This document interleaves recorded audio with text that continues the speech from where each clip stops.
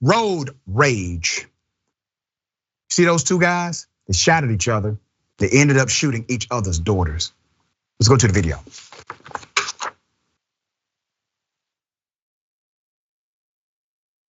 Hey, bro. I'm the one that called.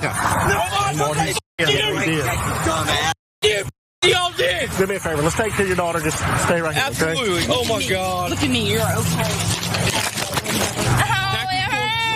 I know, sweetie. I would never ever put her in this position. Do I have to run in the ambulance? Be advised, we have two patients.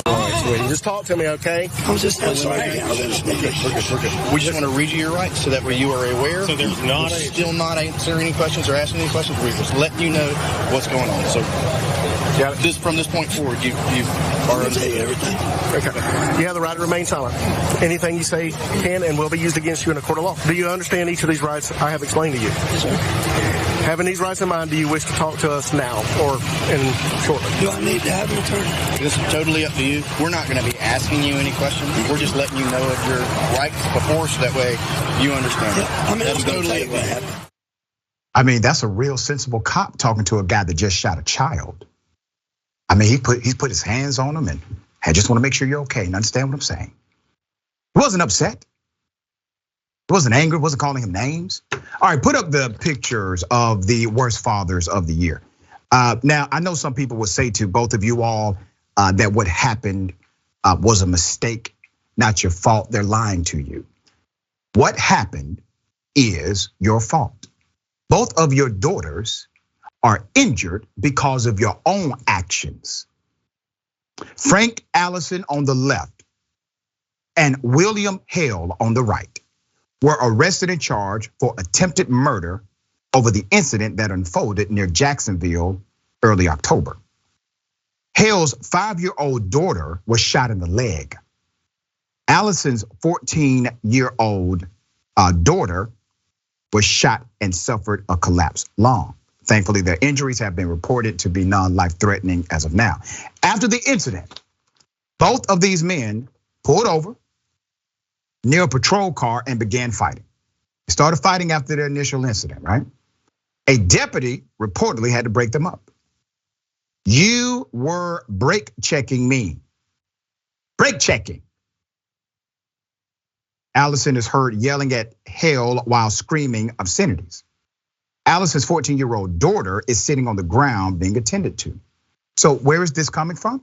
This is coming from something called brake checking. I mean, the offense of brake checking obviously warrants me shooting another individual.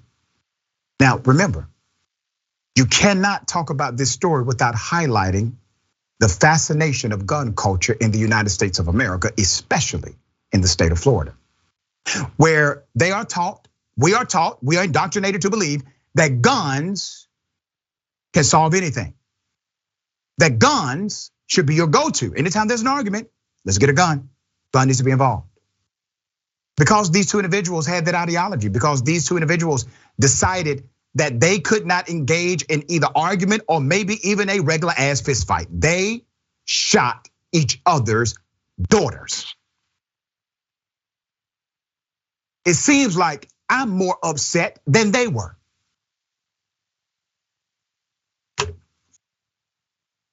Let's put up the picture.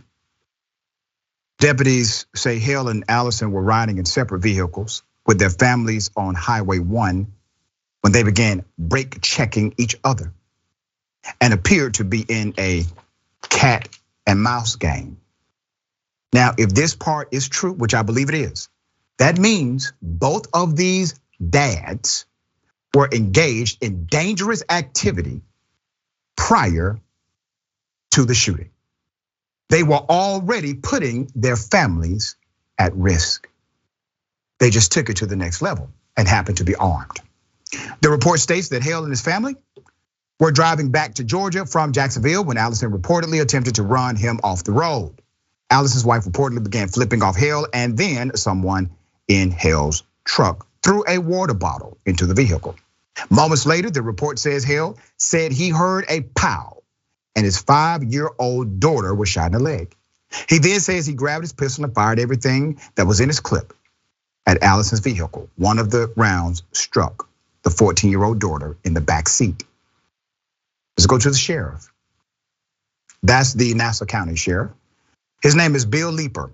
Bill said during a press conference, quote, "What is scarier than one crazy driver with a gun, than two crazy drivers with a gun? There could have been two dead kids because of two stupid grown men." That's right. At one point, Leeper said there was another pickup truck involved in the road rage, but was not involved in the shooting. He probably left his gun at home. And that's the only reason why he did not shoot somebody too.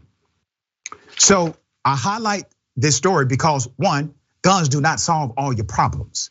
As a matter of fact, if none of them had a gun, this would have still been resolved. Maybe it ends in a physical confrontation, possibly.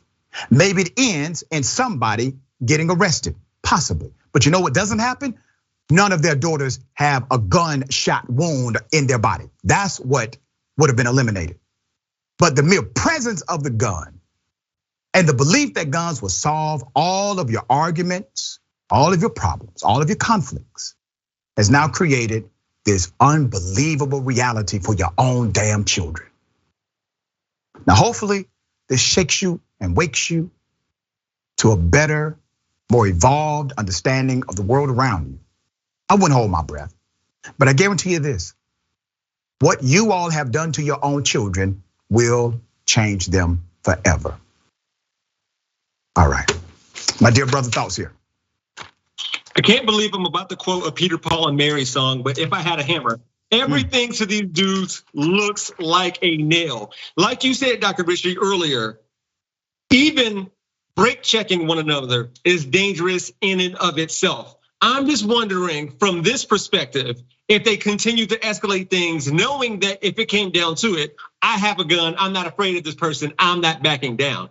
And boy, the boldness to fight in front of the police, knowing you just shot somebody and you still have a weapon on you, and you're not afraid of getting, I don't know, police brutality out of your life. Amazing amount of leniency from that cop when speaking to these individuals, knowing that they both just shot somebody. Yeah. Amazing. My mind is completely blown.